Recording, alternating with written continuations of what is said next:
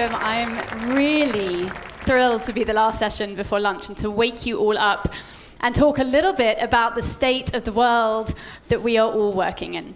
So I couldn't understand the introduction, but I'm assuming that they told you all that I'm very passionate about the role of empathy in procurement and in leadership at large. And that's what I'm really going to focus on for the next 30 minutes or so. The reality is, ladies and gentlemen, we have an $8.8 trillion problem. And the value of that problem is a reflection of this, of the disengagement, presenteeism, and disconnection in our workplaces. Our people are no longer engaged. In fact, in the last 2-3 days alone, people have come to me to explain, how on earth do I get young people to stay in their interviews, let alone their jobs? We're facing disengagement at a huge scale all over the world like never before.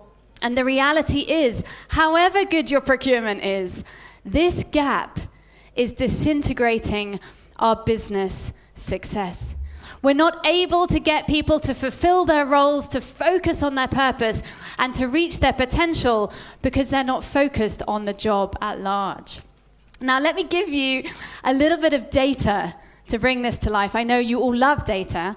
Even though I haven't been able to understand everything on the stage, I can see how many times the word Excel has been mentioned in the last few sessions. 76% of our worldwide workforce is disengaged. 76%. That means in your team back at home, wherever you're working, less than 30 of them are actually fully engaged in the job you need them to do. And that's not just your teams, but your partners, your clients, your customers. The European region, unfortunately, has the lowest employee engagement of the whole world. Most of my work is not in Europe. Most of my work is in Asia and the Middle East. We have bad engagement, but guys, yours is even worse, right? So 13% of your people are engaged. Globally, 55% of us want to resign. So statistically, half the room, right?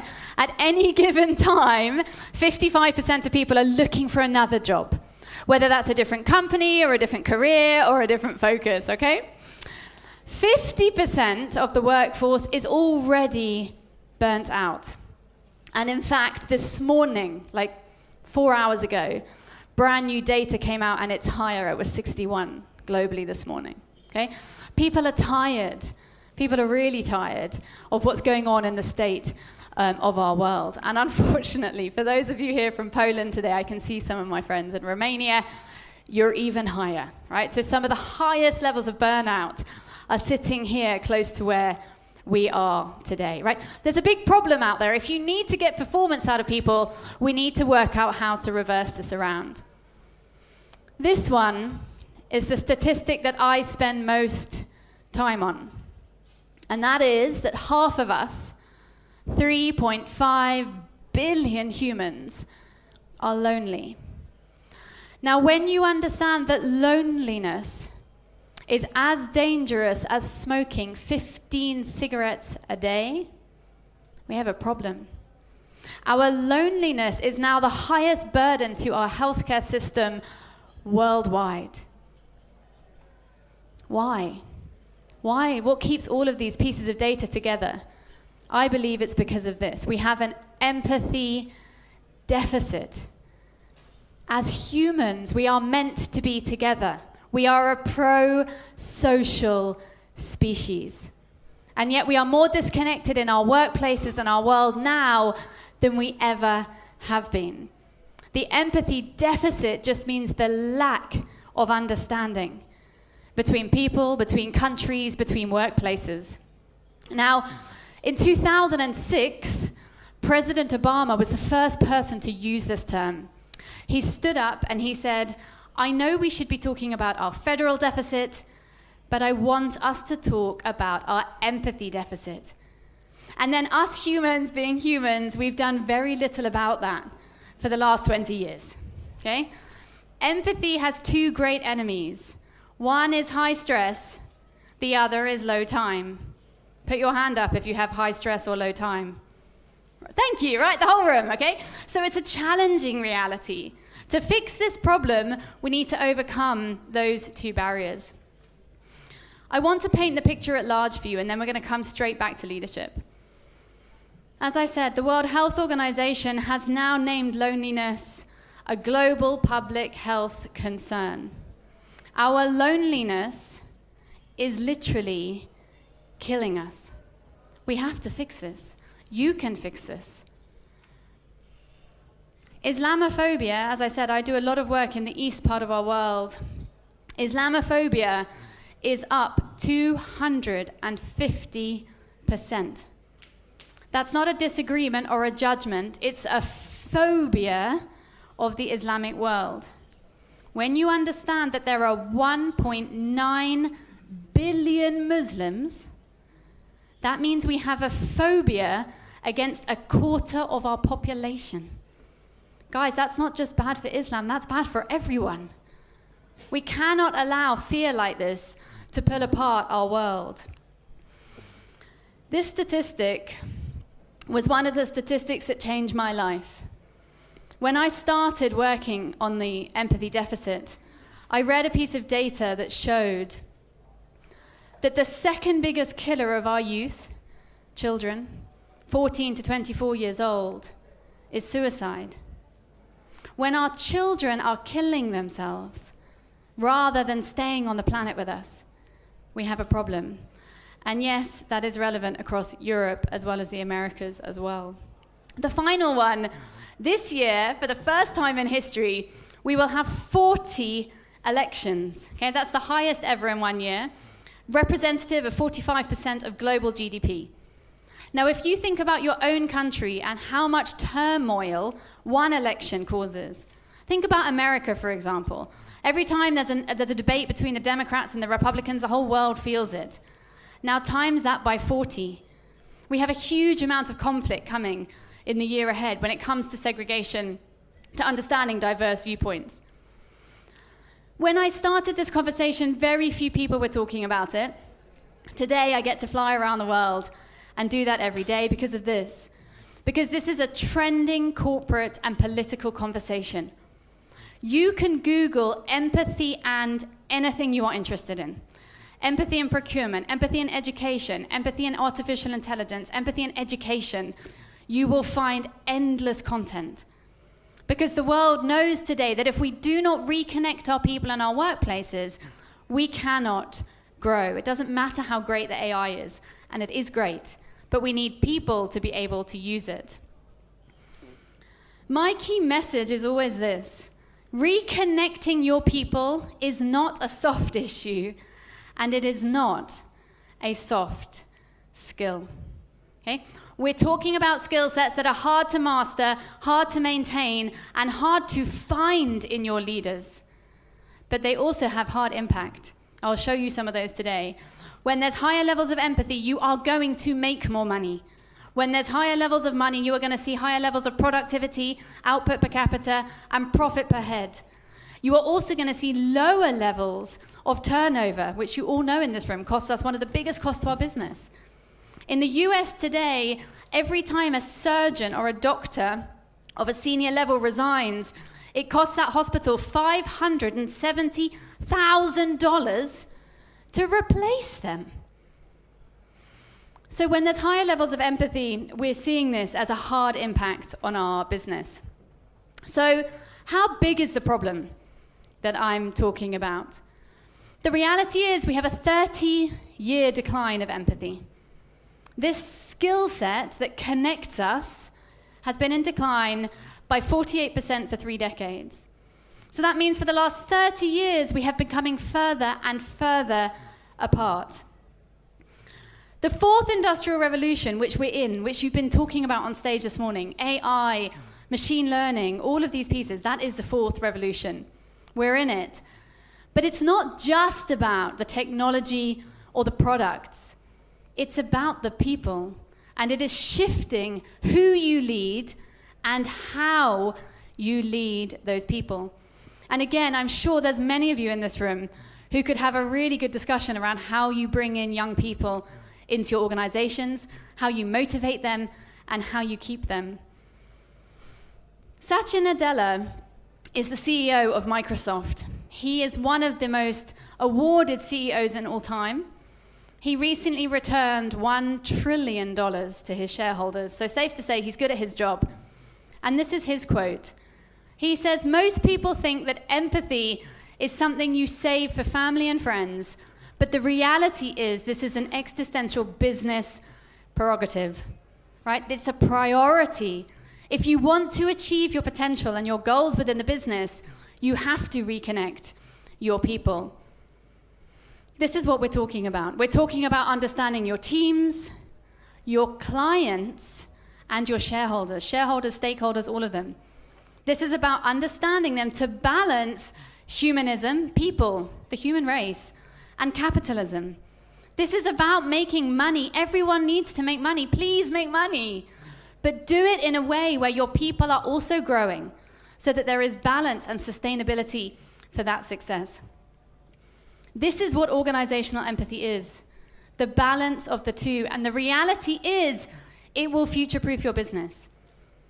You take all the new tools we have, all the new opportunities, but you need to bring your people with you on that journey. So what is it? I'm sure all of you have an idea of what this skill set is that I'm talking about. But I'm going to let the Joker do the talking.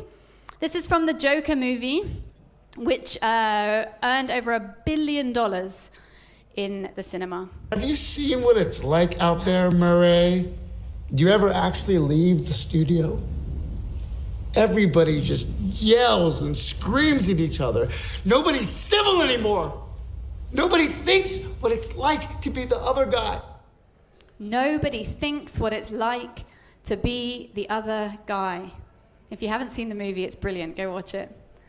But what he's saying is there's no space anymore for anyone to think about what it's like to have the perspective of somebody else. Okay? And that's what empathy is, perspective taking. Why is this client refusing to change the margin? Why does this customer that you've had for 25 years now want to change the terms? Why is that person in your team no longer turning up on time or achieving their potential?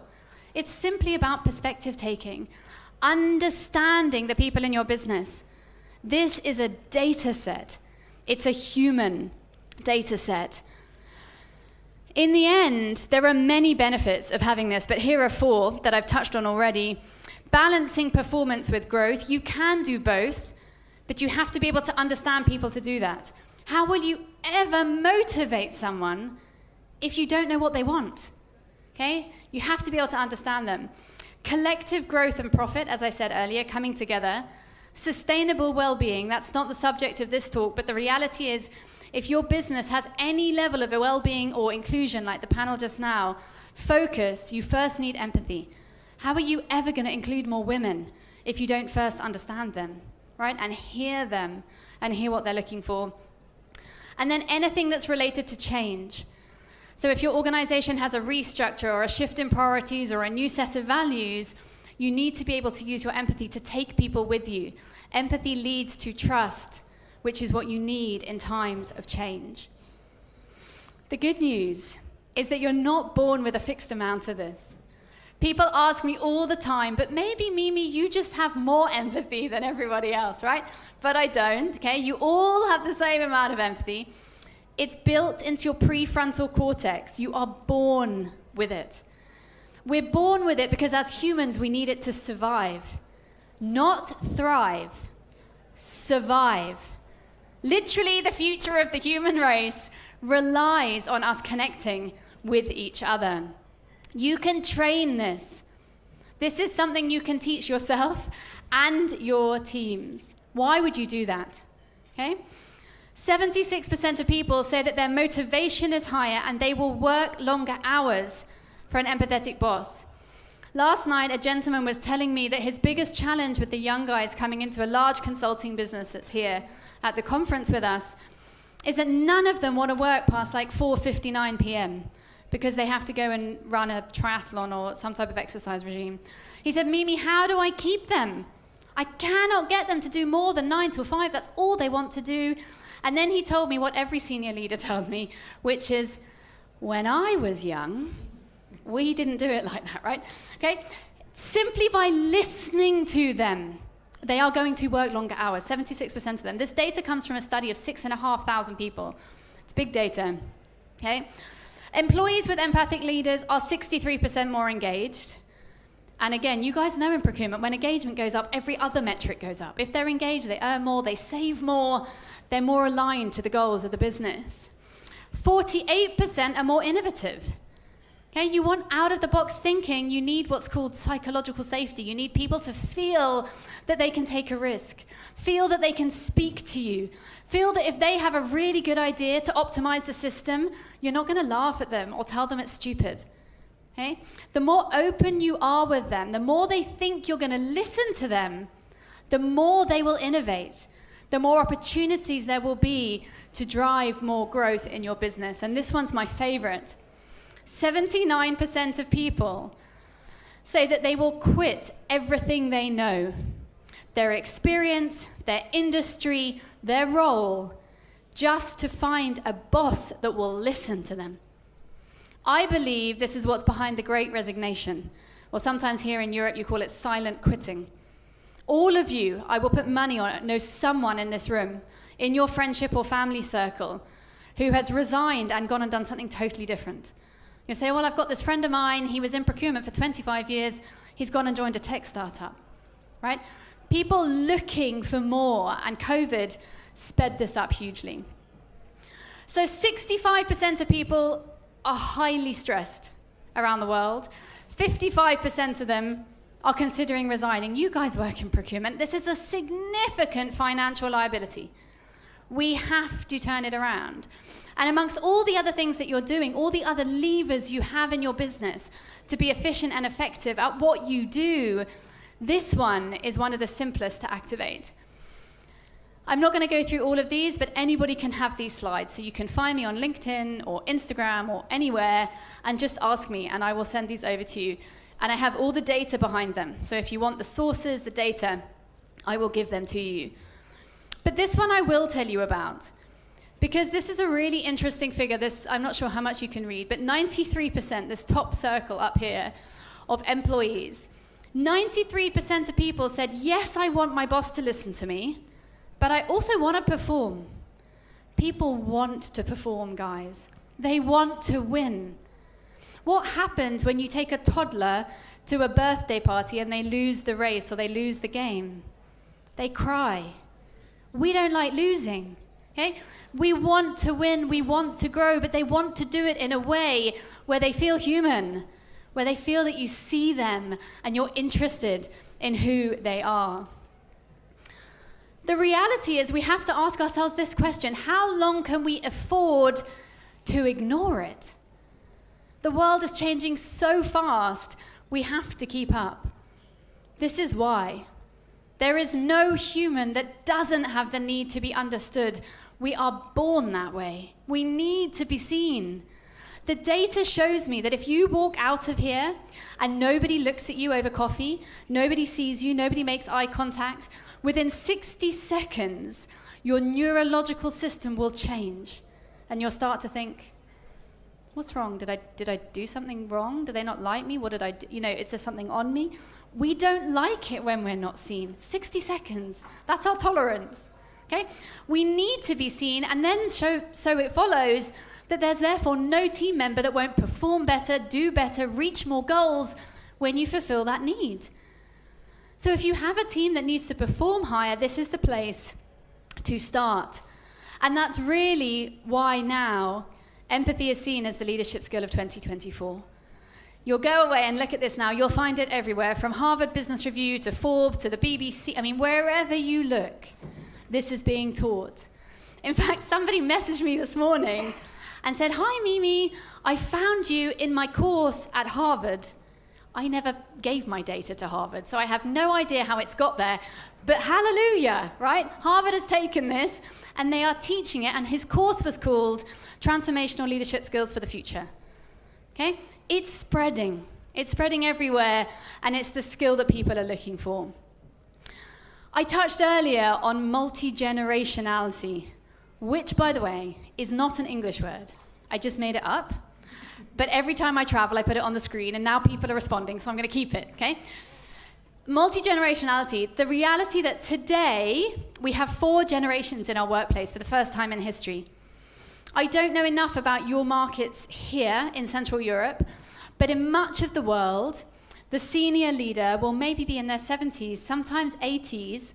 And recently in Sri Lanka, I worked with a chairman who was 94, right? Still in the office. He still had his office. He goes in every day. He reads the paper, okay, 94. At the bottom, the guys coming in are like 17. 17-year-olds and 70-year-olds have very little in common. They don't speak the same language, let alone tweet the same language, okay? Huge, huge gaps. But the important thing to recognize about empathy and leadership is that this is not all about Gen Z, okay? So yes, we need to look at the newer recruits who are beginning their careers.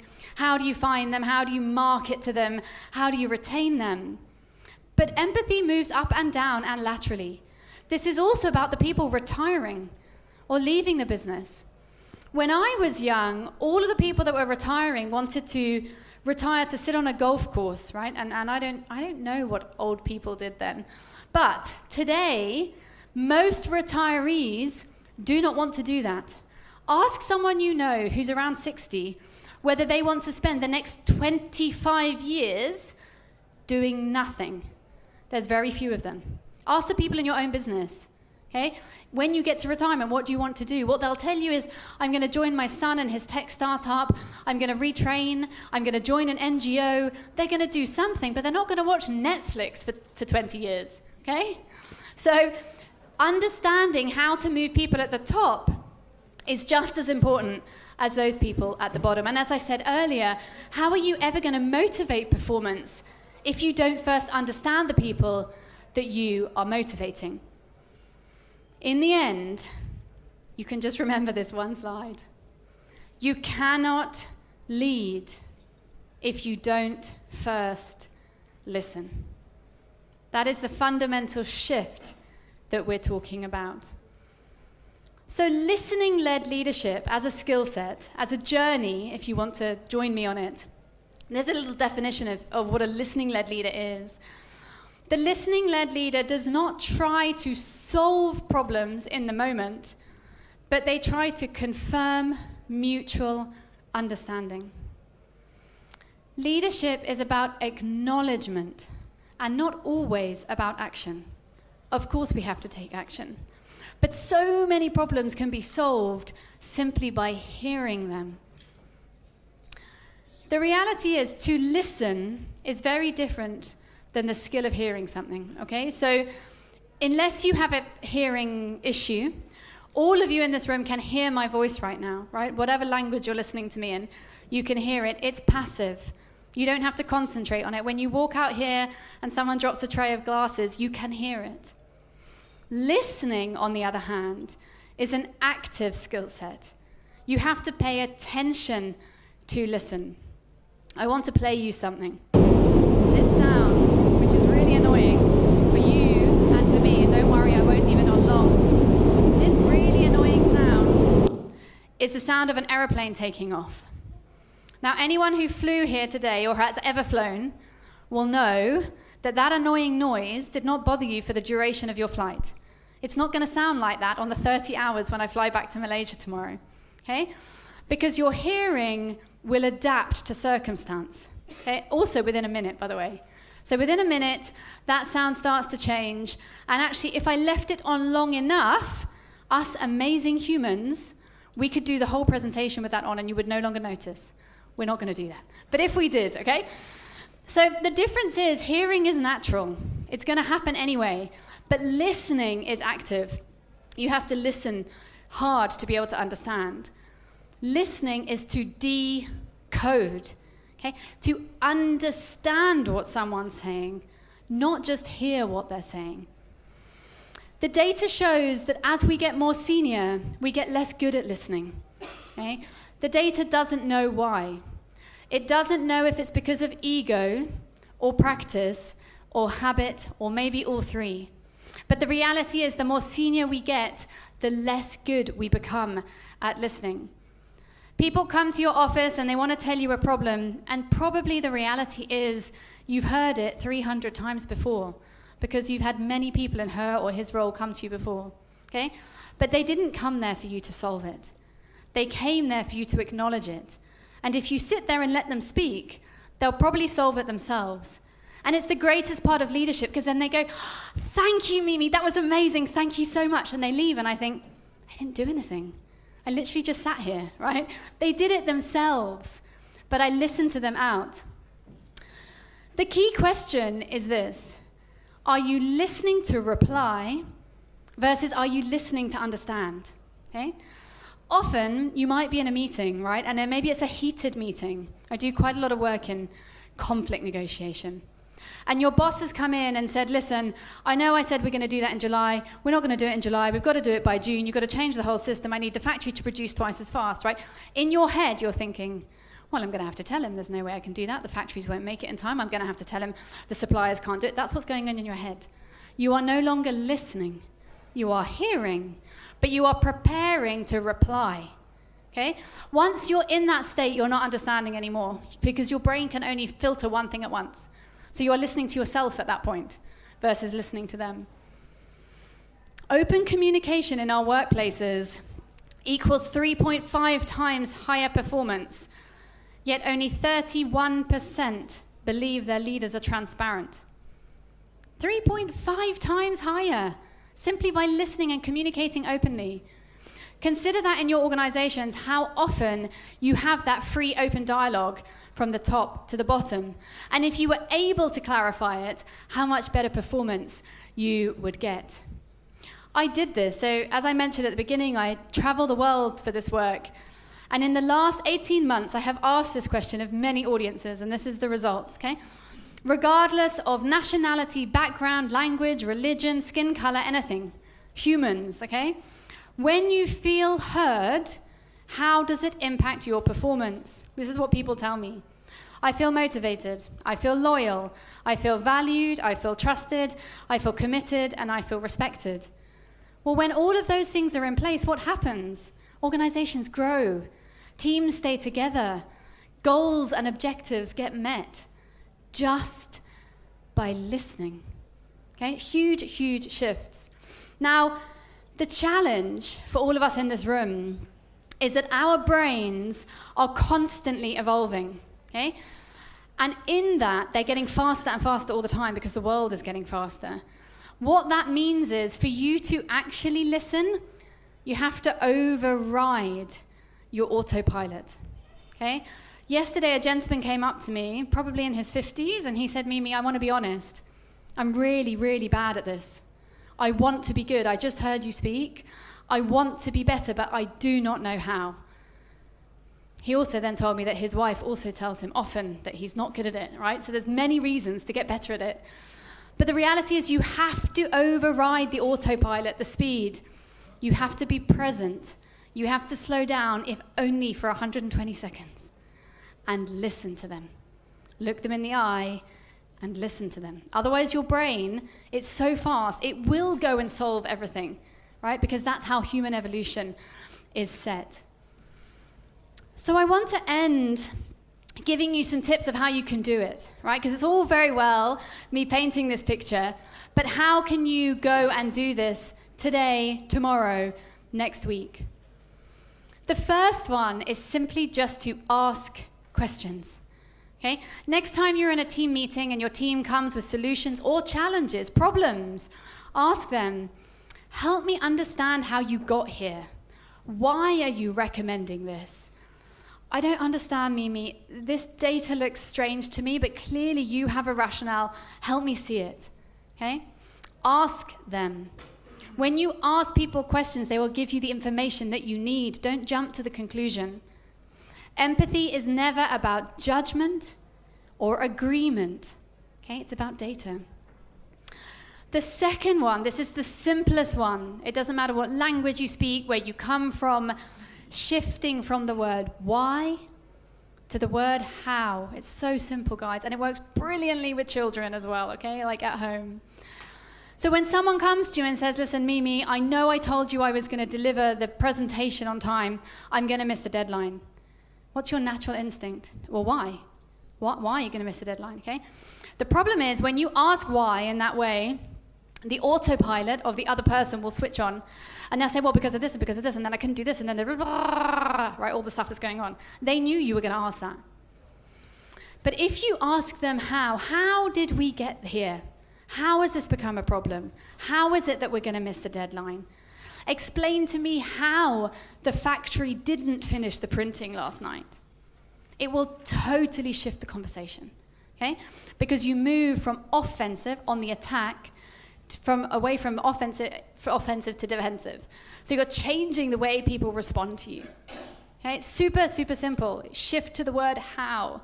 Again, if people say, I can't do it, I won't be able to do it, I can't take the promotion, I can't be a leader, I can't lead the session next week, shift it to how. Totally changes how people respond. This one is based on neuroscience. The words, what are stopping you, what is stopping you, are probably 4 of the most powerful words that you have in leadership. Again, when someone comes to you and says that they're not going to be able to do what you do, right? So maybe you're in a negotiation. Okay? You're in a very fierce negotiation that's been going on for 8 months, and you are still discussing half a point margin. And the client says, I'm not going to be able to accept it, Mimi. I'm sorry, I can't. Instead of saying why or trying to rationalize, ask them this. Okay, what's stopping you? What will happen is their eyes will move slightly up or slightly down. It depends on their neuroprocessing. They are accessing their subconscious brain. Okay, and they'll go, oh, well, what's stopping me is my boss has said no, whatever it is, okay? But what will happen is you will get deeper information. It is a phenomenal set of words in any negotiation. Change the narrative. Ask them what is stopping them. The 4th one, as I said earlier, is about presence. Okay? You cannot listen if you're not in the room. We have to listen more than we speak. The more silence you create, the more people will give you information. If you hold silence for 3 or 4 seconds at the end of a sentence with a supplier negotiation, they will keep talking. Okay? Just give them a bit of space. They will fill in information. Okay? Presence, space, listening. So fundamentally, this is what I'm talking about. Empathy is about relationships. It's about trust. It's about understanding. And in so doing, you get to the engagement, the performance, and the growth that we are all looking for, not just in your industries, but as a planet, as the human race. I believe this. I believe that in the end, we are all more alike than we are different. And if we keep that in mind, we can make progress across our organizational as well as our social worlds. And I want to play you a video to bring this to life. If we can dim these lights, please dim them.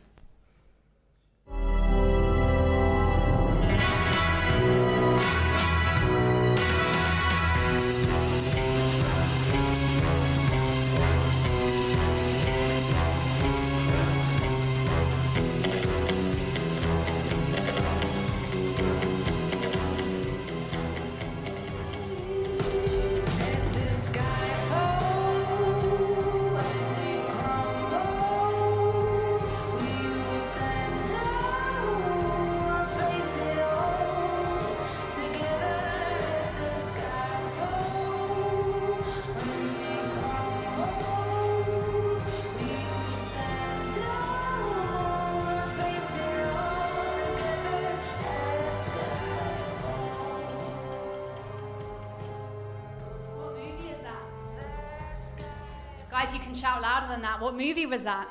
Thank you. So the reason I play that, not only because who doesn't want to watch James Bond at Thursday lunchtime, right? That's not the reason. 2 things. Number 1, they have clearly been tricking us since 1962 because they have been making the same movie over and over and over again. But really, I use it to prove a point when I talk about us being all more alike than we are different. The next one's coming soon. Please let it be Idris Elba. I don't think it's going to be, but that would be great.